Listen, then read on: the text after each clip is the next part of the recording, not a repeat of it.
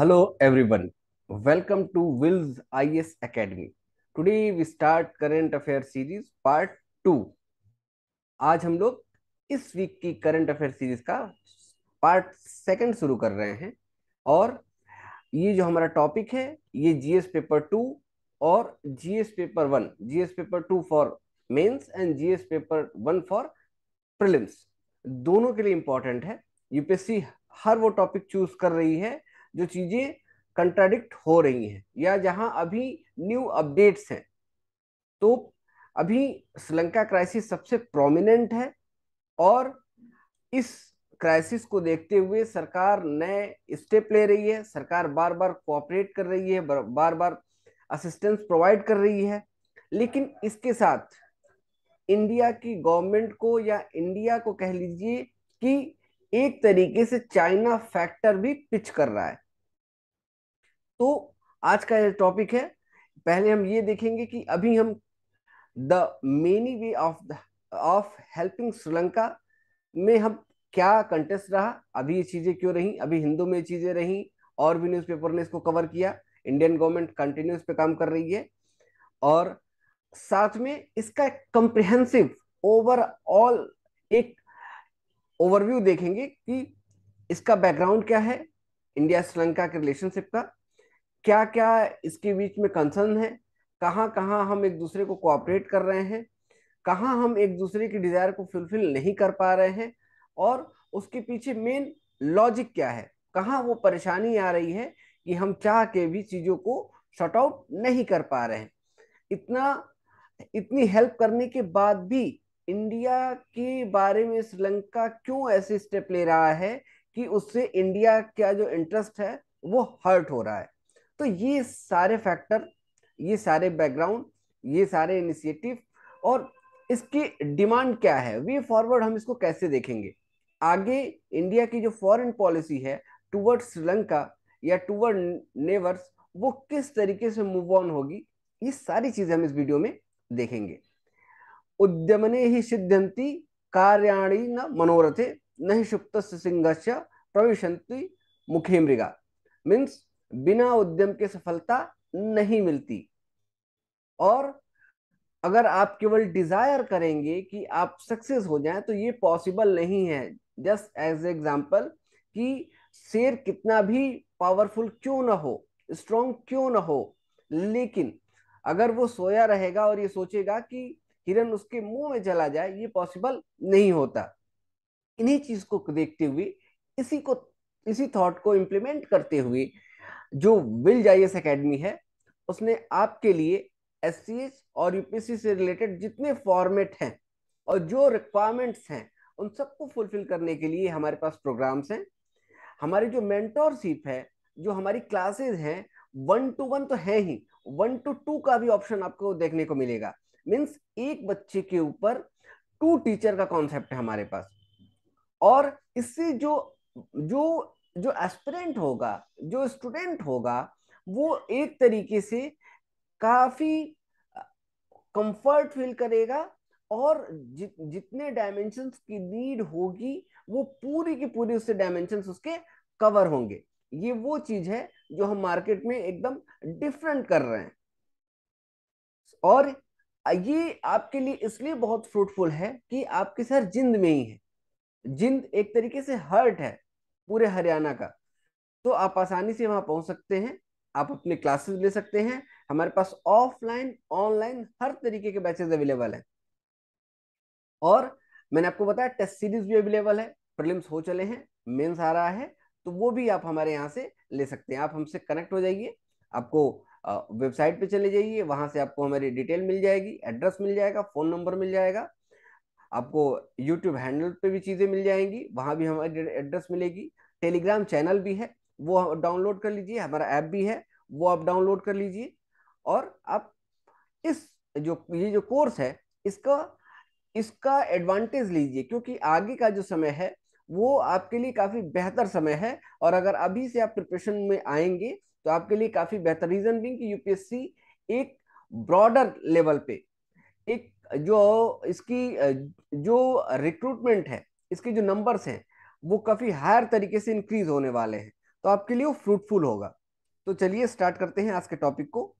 The many ways of helping Sri Lanka GS paper 2 का topic है, और हम देखेंगे कि किस तरीके से कंसर्न है, किस तरीके से चीजें चल रही हैं।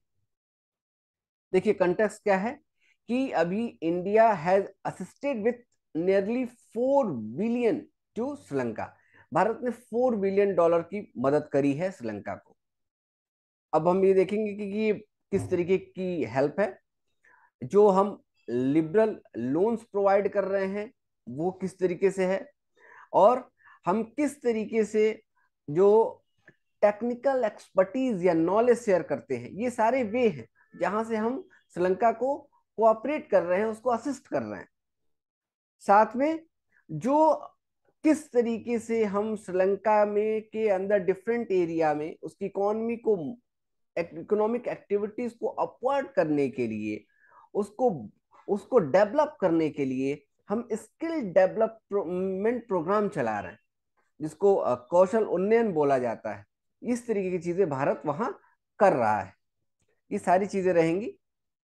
इंगेजमेंट एरिया के बारे में बात करें तो देखिए एग्रीकल्चर और allied activity mainly dairy sector में जो 315 मिलियन का एक्सपोर्ट है। साथ में जो पोल्ट्री या कुक्कुट सेक्टर बोलते हैं वहां भी भारत काफी कोऑपरेट कर रहा है, काफी हेल्प कर रहा है, खासतौर से वीट से रिलेटेड चीजों के साथ। एनर्जी सेक्टर के बारे में बात करें तो अडानी ग्रुप ने इनके विंड पावर प्रोजेक्ट में 500 मिलियन का एक लोन असिस्ट किया हुआ है, जो इनके नॉर्दर्न प्रोविंस में। अब एक चीज, कुछ चीजें आपको देखनी पड़ेंगी। बेसिकली इंडिया की जो सारी एक्टिविटी है वो नॉर्दर्न में होगी और ईस्टर्न में होगी। ये आपको देखना, ये आपको समझना होगा। रीजन क्या है? देखिए कोई भी कंट्री अगर कोई वर्क करती है तो उसका सेल्फ इंटरेस्ट भी होता है। बिना सेल्फ इंटरेस्ट के बहुत कम लोग काम करते हैं। हमारा सेल्फ इंटरेस्ट ये है कि हम इनकी उस कम्युनिटी को वो हेल्प प्रोवाइड करें जो यहाँ की गवर्नमेंट नहीं कर पा रही। ये माइनॉरिटी में है, और ये कौन है? ये तमिलियन है, जिनका तमिलनाडु से सीधा कनेक्शन है, और दूसरा वहां की मुस्लिम कम्युनिटी। ठीक है, क्योंकि इनको एक तरीके से अबेंडन कर दिया गया है, एक तरीके से छोड़ दिया गया है। तो भारत की जो जिम्मेदारी बनती है वो यही है कि हम इनकी हेल्प करें। तो ये बेसिकली नॉर्दर्न और ईस्टर्न प्रोविंस में रहते हैं।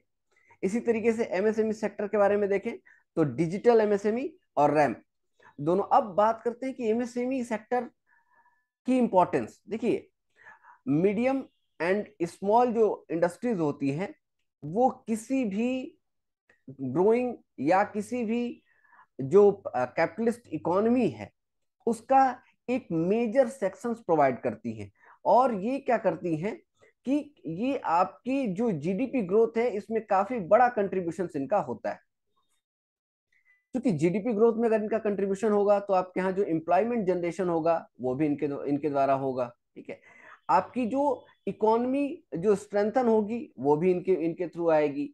आप आपकी लोगों की जो आपके जो पीपल्स होंगे, सिटीजन्स होंगे, उनकी जो लाइफ स्टाइल होगी वो यहाँ से करेगी। और ओवरऑल जो वर्ल्ड में जो ट्रेड की कनेक्टिविटी है उसका मेजर सेक्शंस इनके द्वारा कवर किया जाता है। मैं यहाँ कोई डेटा के बारे में बात नहीं करूंगा क्योंकि इंडिया में 29 to 30% है। लेकिन जो अभी का जो श्रीलंका का डेटा है वो बेसिकली उसमें काफी वेरिएशंस देखने को मिल रही हैं। इस वजह से मैं यहाँ कोई क्वांटिफाइड डेटा के बारे में बात नहीं करूंगा। आप भी बचिए, अगर कहीं आप आंसर राइटिंग कर रहे हैं, कहीं अपनी बात रख रहे हैं, और आप अगर ये दिख रहा है कि जो डेटा आप देंगे वो वहां इस समय अब श्रीलंका की जो इकोनॉमी है वो किस तरीके से बुरी तरीके से क्रैश है, इस समय अगर कोई डेटा दे रहा है तो पूरी तरीके से फाल्स हो जाएगा। तो ये वो ग्राउंड्स हैं जहां आपको सोचने की जरूरत होती है। साथ साथ में हम एक चाइना फैक्टर को भी यहाँ कंसीडर करते चलते हैं अभी से ही, ताकि आगे जाके चीजें और आपके लिए कन्वीनियंट होगी। देखिए एक रीजन ये भी है कि जो श्रीलंका न्यूज में है चाइना फैक्टर। अब इंडिया के साथ जो कंसर्न आ रहा है वो क्या आ रहा है? दो कंसर्न है इंडिया के साथ। एक तो इंडिया ऑलरेडी हेल्प कर रहा है श्रीलंका की। ठीक है। और दूसरा, चाइना की वजह से इंडिया की जो इंटरनल सिक्योरिटी है, इवन जो मैरी टाइम जो सिक्योरिटी है, ये दोनों के ऊपर चाइना एक तरीके से थ्रेट है। अभी युआन 5 कैटेगरी का जो उसका जो शिप है वो हमन टोटा पे है, और वो क्या कर रहा है कि वो मैपिंग कर रहा है, साथ में वो स्पाई शिप भी है, उसके उसकी जो एंटीना है वो काफी पावरफुल है। इस कैटेगरी का जो शिप है वो चाइना ने अपने जो स्पेस मिशन है इनको कंट्रोल करने के लिए, इनको ट्रैक करने के लिए इस तरीके के शिप को बनाया था। और इनके पास जो स्पाई की कैपेबिलिटी है वो बहुत ज्यादा है। इसकी वजह से, चूंकि आप ज्योग्राफी देखेंगे, ज्योग्राफिकल लोकेशन देखेंगे, तो ये है इंडिया का साउथर्न पार्ट और ये है आपका श्रीलंका। तो अगर कोई सिर्फ यहाँ आके हमन टोटा पे खड़ा होता है तो इंडिया का ये सेक्टर, ये इंडिया का ये एरिया, ईस्टर्न पार्ट और ये वेस्टर्न, यहाँ से यहाँ से उसकी ये सारी चीजें रडार में है। अब चूंकि मोस्टली डेवलपमेंट जो है वो डीआरडीओ का कह लीजिए, ठीक है, इसरो का, इसरो की जो मेन लैब है, डीआरडीओ की मेन लैब है, जो एक्टिविटीज है वो सारी इसी एरिया में इंडिया की है। तो इस वजह से ये एक थ्रेट भी है, एक बात।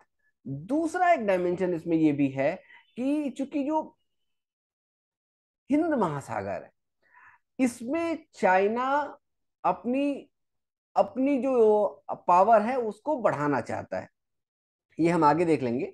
लेकिन एक कंसर्न ये भी है कि ये चूंकि इंडियन नेवी इस एरिया में सबसे ज्यादा पावरफुल है, तो इंडियन नेवी की जो जो डोमिनेशन है उसको ये डिक्रीज करना चाहता है, उसको कहीं ना कहीं कम करना चाहता है या खत्म करना चाहता है। इसके लिए भी चाइना इस पे काम कर रहा है, और उसके लिए जो युआन 5 है वो इसमें मददगार साबित हो रहा है, उसके उसको लेके भी इस पे काम किया जा रहा है। वो कैसे होगा आगे हम इसको डिस्कस करेंगे। तो ये हो गई डिजिटल एमएसएमई और रैम की बात। स्कूल एजुकेशन के बारे में बात करें तो इंडिया श्रीलंका में स्मार्ट क्लासेस लगा रहा है, साथ में मॉडर्न कंप्यूटर लैब, ये भी कहाँ, स्पेशली इनके नॉर्दर्न और ईस्टर्न पार्ट में। हायर एजुकेशन के बारे में बात करें तो Indian university satellite campus provide कर रही है श्रीलंका में। Training and employ of the public sector, public sector में इनके जो एम्प्लॉय हैं इनको हम ट्रेनिंग दे रहे हैं। It's also part of skill India development, skill provide, जो हमारा फ्लैगशिप प्रोग्राम है उसमें ये हम उसके थ्रू कर रहे हैं। कल्चर फ्रंट के बारे में बात करें तो देखिए दो तरीके कल्चर फ्रंट हमारे आपको देखने को मिलेंगे। एक रामायणा पीरियड का, जो हमारा लंका से रिलेशन है, राम एंड रावण का, ठीक है। और दूसरा जो है, जो 2000 ईयर अगो जो हमारे पास एक रिलेशन है वो बुद्धिस्ट का, बुद्धिज्म, ठीक है, बुद्धिज्म का कॉन्सेप्ट। जब सम्राट अशोका ने अपने सन और डॉटर को भेजा था श्रीलंका में बौद्ध धर्म के प्रचार के लिए, ठीक है, जो वहां एडवर्टीजमेंट करने के लिए, बौद्ध और धर्म को स्प्रेड करने के लिए, वहां से रिलेशन है, क्योंकि यहाँ की जो मेजर कम्युनिटी है श्रीलंका की वो बौद्धिस्ट है, और बौद्ध धर्म का जो ओरिजिन है वो इंडिया ही है, ठीक है। तो ये भी कल्चरल फ्रंट है हमारा श्रीलंका के साथ। मैंने आपको चीजें इसलिए बता दी कि अभी से चीजें थोड़ी थोड़ी आती रहेंगी, आगे चीजें और आपकी बेहतर होंगी, आगे चीजें हमको और डिस्कस करेंगे। चलिए आगे देखते हैं कि इंडिया श्रीलंका रिलेशनशिप के बारे में बात करें तो डेफिनेटली एक स्पेशल प्लेस रखता है इंडियन हार्ट में, इसमें कोई दो राय नहीं है। और हमारा जो कल्चर है, सोशियो इकोनॉमिक हेरिटेज है, ठीक है, जो कई सौ सालों से रहा है, और इसमें पीपल टू पीपल इंटरेक्शंस के बारे में बात की गई है, क्योंकि मैंने आपको बताया कि जो भी चीजें हैं इसमें पीपल टू पीपल का जो कॉन्सेप्ट है वो प्रिवेल करता है, ठीक है।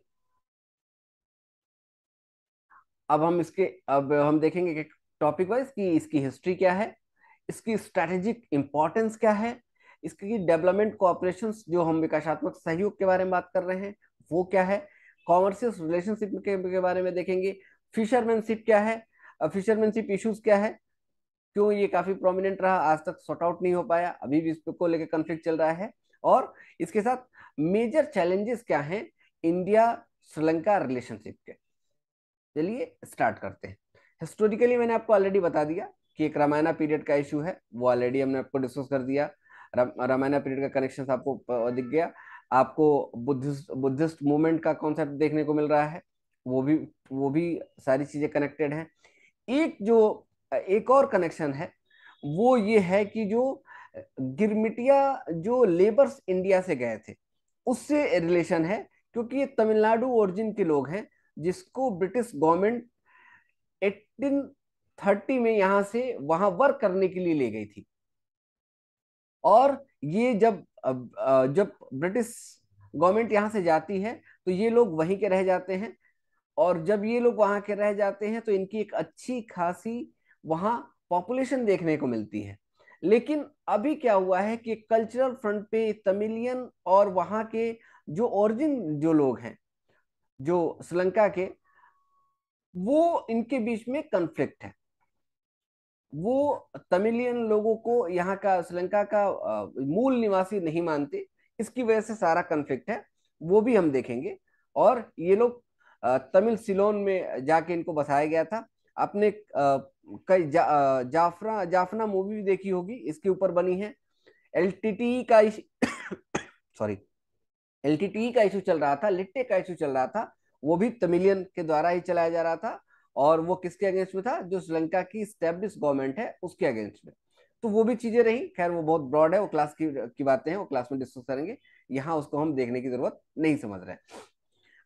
अब हम बात करें तो इंडिया के अगर स्ट्रेटेजिक लोकेशंस के बारे में बात करें श्रीलंका की, तो ये काफी बड़ा है, ठीक है, काफी। और चूंकि साउथर्न मोस्ट पॉइंट से कनेक्टेड होता है इंडियन पेनिसुलर के, तो इसकी स्ट्रेटेजिक इंपॉर्टेंस ये देखिए, ये काफी बड़ी। अगर थोड़ा सा आप इसको और जूम करेंगे तो आपको चीजें और क्लियर होंगी। यहाँ इस पॉइंट पे आपको ये दिख रहा है, तो यहां से इसकी कनेक्टिविटी। और ये देखिए, ये पूरा जो रूट है, अगर स्ट्रेट टू हॉमर्च और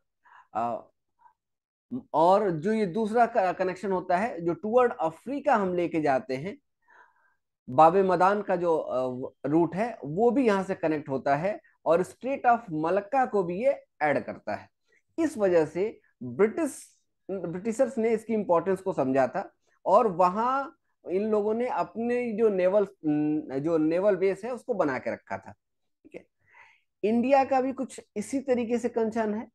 साथ में ये जो रूट आप देखेंगे, ये जो रूट है, ये ऑयल रूट भी है, इवन नेवी रूट भी है, ऑयल रूट भी है, ट्रेड रूट भी है, ठीक है। ये जो है आपके चेक्स पॉइंट है जहां से मेनली ऑयल ट्रेड होता है, ठीक है।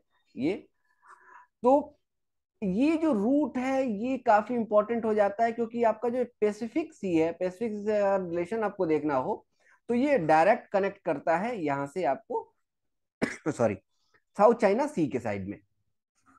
तो इसलिए ये जो रूट है ये काफी इंपॉर्टेंट हो जाता है। यहाँ इंडियन नेवी की डोमिनेशन है, इसमें श्रीलंका एक काफी हेल्पफुल फैक्टर है। जब तक श्रीलंका हमारे साथ में है तब तक हम इसकी डोमिनेशन को और बेहतर कर पाएंगे। देखो स्टेट ऑफ मलक्का जो है, ठीक है, वहां तक हम चीजों को कवर कर रहे हैं। वहां से हम चीजों को, ये जो डिस्प्यूट है, हम यहाँ से चीजों को अगर हम ब्लॉक कर दें तो ये पूरा का पूरा जो रूट है वो क्लोज हो जाएगा। इस रूट से मूवमेंट करना काफी टफ है, काफी डिस्टेंस आती है। और ये जो रूट है वो बहुत सेफ भी नहीं है। तो इस वजह से ये जो रूट है ये काफी इंपॉर्टेंस है। और यही यही सारी स्ट्रेटेजिक लोकेशंस है जिसको लेके जो यूएसए के डोमिनेशन में पहले हुआ करती थी। यूएसए के डोमिनेशन में चाइना इसी डोमिनेशन को लेना चाहता है। और इनके बीच में इंडिया का इंटरेस्ट आ रहा है, क्योंकि यूएसए से इंडिया को थ्रेड नहीं था, लेकिन चाइना से इंडिया को थ्रेड है। क्योंकि चाइना का जो एग्रेशन है वो काफी ज्यादा है।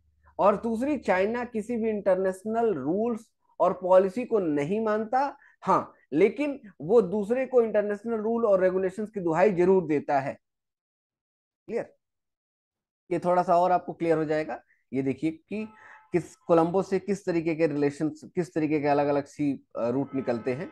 और कहाँ कहाँ से इंडिया, चेन्नई, विशाखापट्टनम, कलकत्ता, ठीक है, चिटोंग, ठीक है, और यानगोंग, ये रिलेशंस इधर की कंट्रीज में आ जाएगा। मुंबई, कराची, और इधर हम यहाँ से कनेक्ट होते हैं।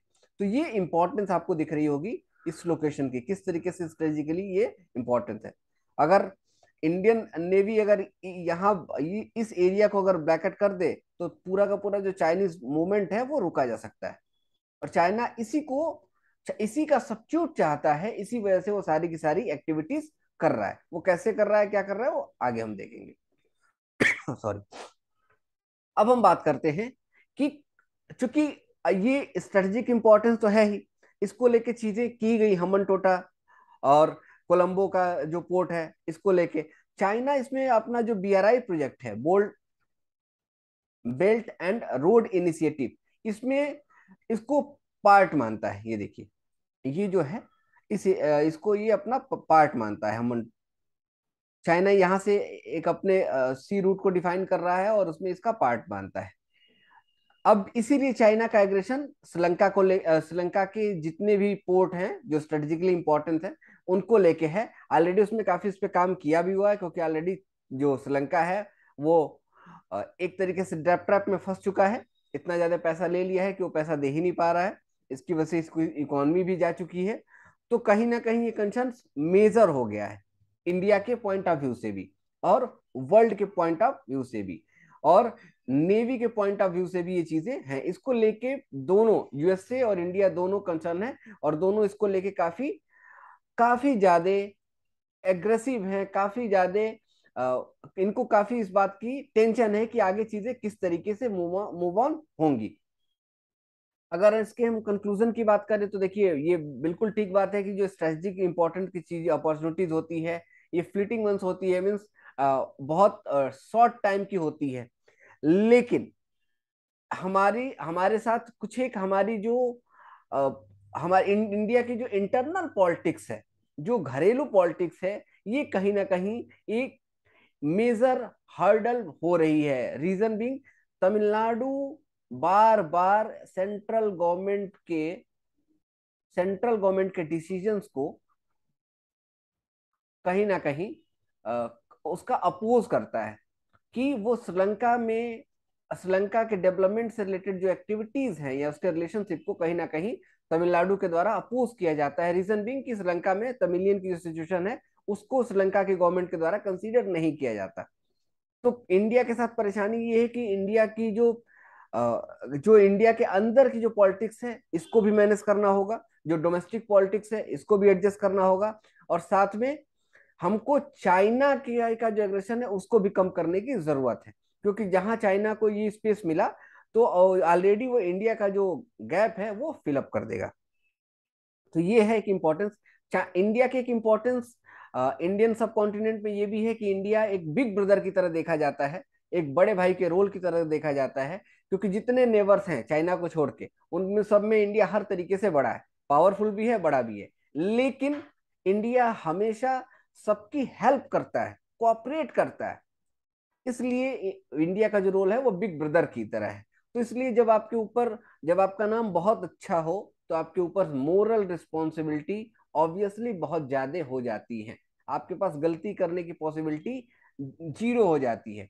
और यही सारे कंसर्न है जिसको लेके परेशानी है। अब हम डेवलपमेंट कोऑपरेशन के बारे में बात करें तो जो डेवलपमेंट कोऑपरेशन है वो बेसिकली डिमांड ड्रिवेन है और इसमें पीपल सेंट्रिक नेचर को लिया जाता है, मांग आधारित और लोगों को केंद्रित करके इसमें चीजों को चलाया जाता है।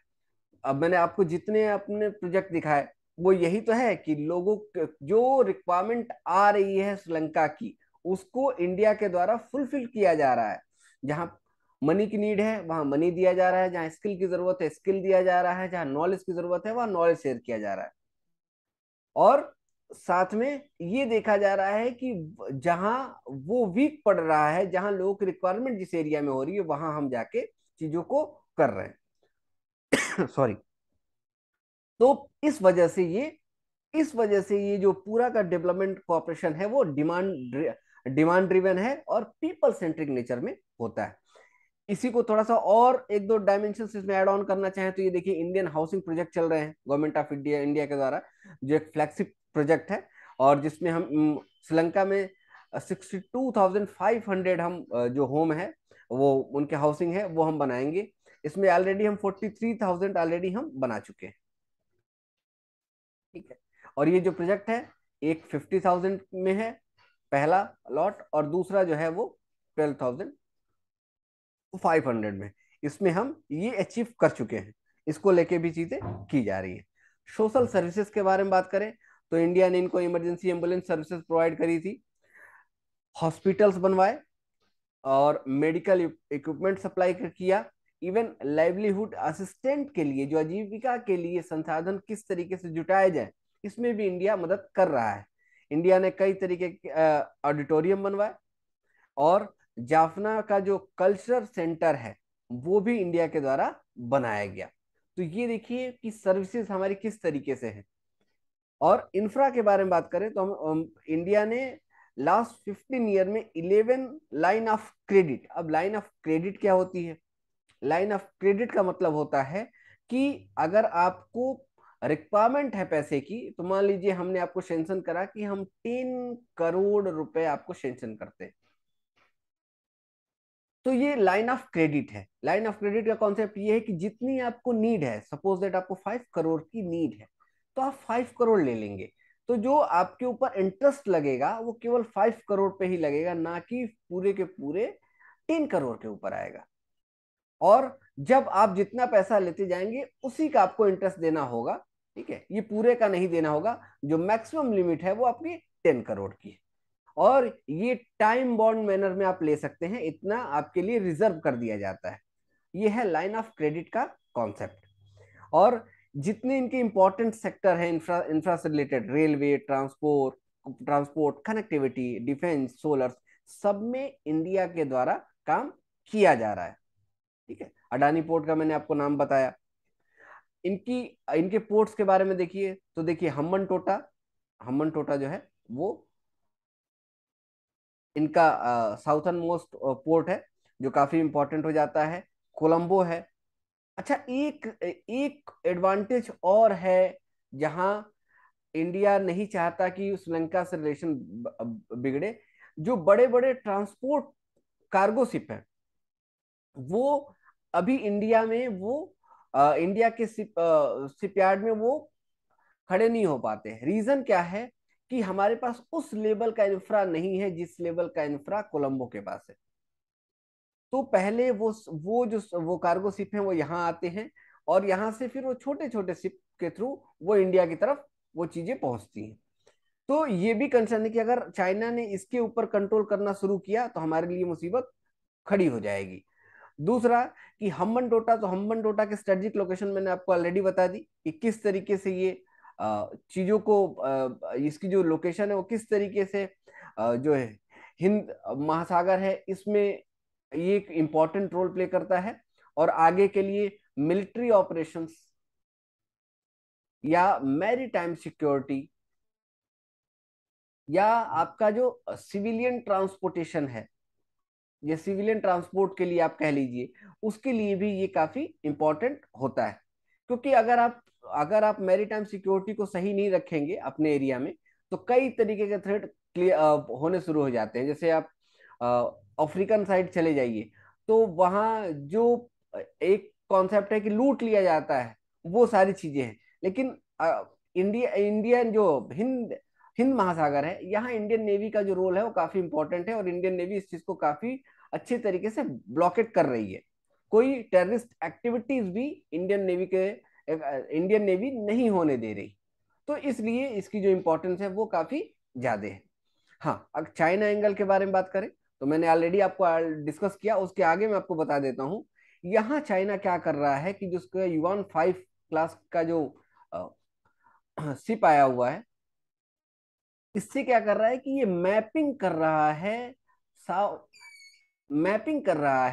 और मैपिंग के थ्रू ये नए सी रूट को सर्च कर रहा है कि हम इंडिया की नजरों में ना आए, इंडियन नेवी की नजरों में ना आए कि हम इस सी रूट में क्या एक्टिविटी कर रहे हैं। अब वो ऐसा क्यों चाहता है? वो बेसिकली ये जो फ्रंट है, अगर आप ये मैप देखेंगे तो ये अफ्रीका का फ्रंट है। तो जिबूती में ऑलरेडी इसके कनेक्शंस हैं, ऑलरेडी वहां उसके पोर्ट ले रखा है चाइना ने, ठीक है।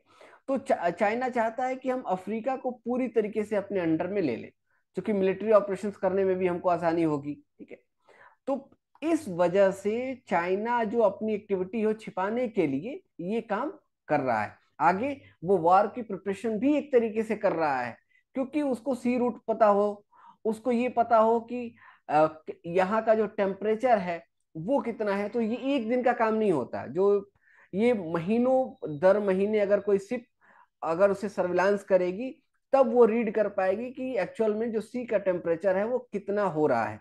उसके अकॉर्डिंग जो सबमरीन की एक्टिविटीज हैं वो रीड कर रहा है। वो ये भी देख रहा है कि इंडिया ने यहाँ किस किस एरिया में अपने सबमरीन को लगा रखा है। तो ये सारी चीजें जो हैं वो स्ट्रेटेजिकली डिफेंसिव मोड में भी, अगर डिफेंस के बारे में देखें तो उस एंगल से भी काफी खतरनाक है। और वो अगर लीक होती हैं, तो अगर चाइना के पास ऐसी इंफॉर्मेशन जाती है, तो चाइना के लिए अपनी चीजों को थोपना बहुत आसान होगा। इस वजह से भी जो इंडिया है वो कंसर्न है चाइना को लेके इस एरिया में। कॉमर्शियल रिलेशनशिप के बारे में बात करें तो देखिए, पुराना रिलेशनशिप है। हम लार्जेस्ट ट्रेडिंग पार्टनर रहे हैं ग्लोबली, और हमने प्रायोरिटी भी दे रखी है। इवन एफडीआई के बारे में बात करें, फॉरेन डायरेक्ट इन्वेस्टमेंट में श्रीलंका में, तो इंडिया जो है वो लार्जेस्ट कंट्रीब्यूटर है, और उसने 2005 से 2019 तक 1.7 बिलियन जो यूएस डॉलर वहां इन्वेस्ट किया है, वहां प्रोवाइड किया है। और जो इन्वेस्टमेंट है वो मेनली कौन कौन से एरिया है? पेट्रोलियम, रिटेल, टूरिज्म, होटल्स, ठीक है, manufacturing, real estate, telecommunications, banking and financial services.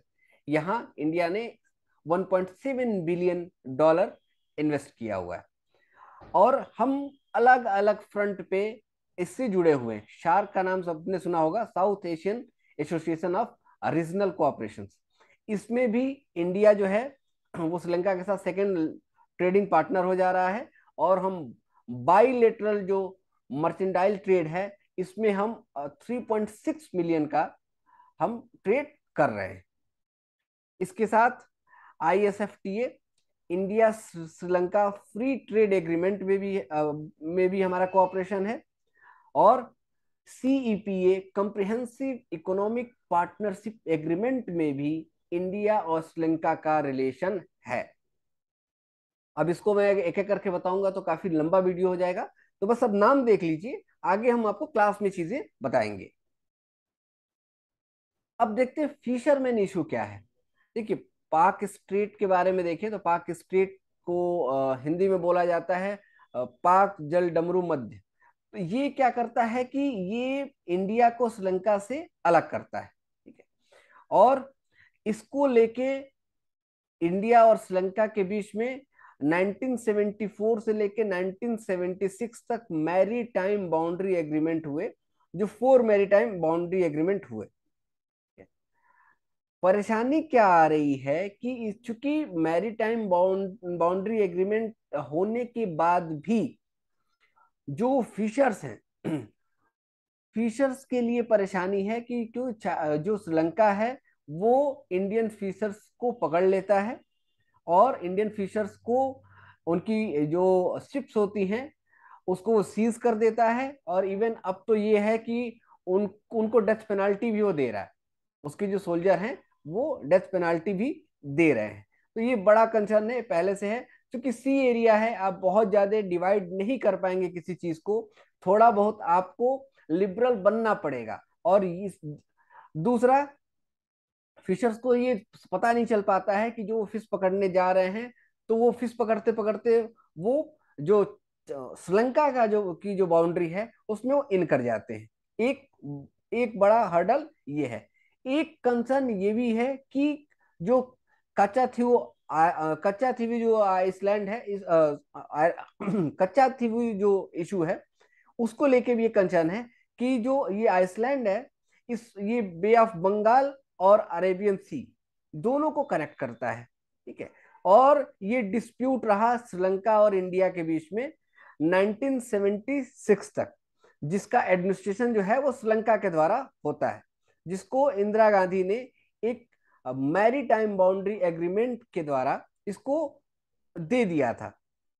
अब परेशानी ये है कि तमिलनाडु गवर्नमेंट जो है इस एग्रीमेंट को नहीं मानती और वो डिमांड करती है कि उसे रिट्रीव कर लिया जाए, इस आइसलैंड को रिट्रीव कर लिया जाए श्रीलंका से, क्योंकि ये खाली है।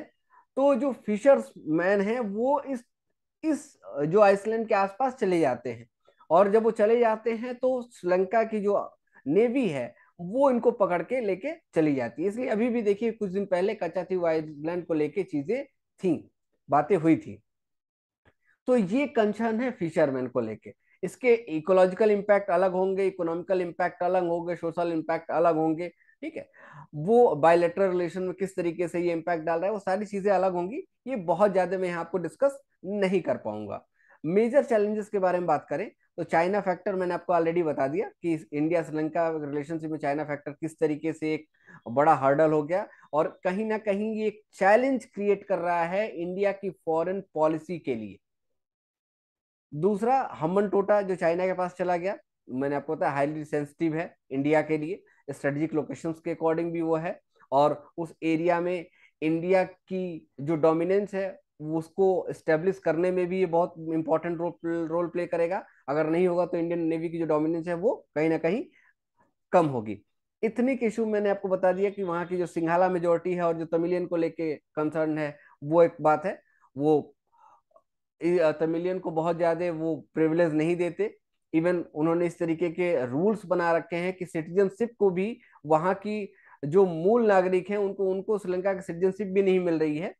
तो इसको लेके भी एक काफी बड़ा एथनिक डिस्प्यूट चल रहा है। फिशिंग इशू मैंने आपको बता दिया कि पाक स्ट्रेट और गल्फ ऑफ मन्नार को लेके क्या इशू है। गल्फ ऑफ मन्नार थोड़ा सा और आगे बढ़ेंगे, गल्फ ऑफ मन्नार का इशू आएगा। तो मेनली वही है कि जो फिशरमैन है वो इस चीज को नहीं समझ पाते, और वो टुवर्ड श्रीलंका की मैरीटाइम बाउंड्री में चले जाते हैं, लेकिन श्रीलंका उनके साथ एक एनिमी कंट्री के लोगों की तरह बिहेव करता है, और इस वजह से इंडिया का जो कंसर्न है वो इनके साथ बना हुआ है। ये हमारी एकेडमी की वेबसाइट जहां से आप चीजों को देख सकते हैं, और आप विल जाइए इस एकेडमी, ट्राई करिए, आपको डिटेल मिल जाएगी, आप हमसे जुड़िए। और इस तरीके की जो फ्रूटफुल इंफॉर्मेशन है, जो आपके लिए 100% रिलायबल और 100% रामबाण साबित होगी चीजों को करने के लिए, आप हमसे जुड़ सकते हैं। Thank you so much, God bless you all.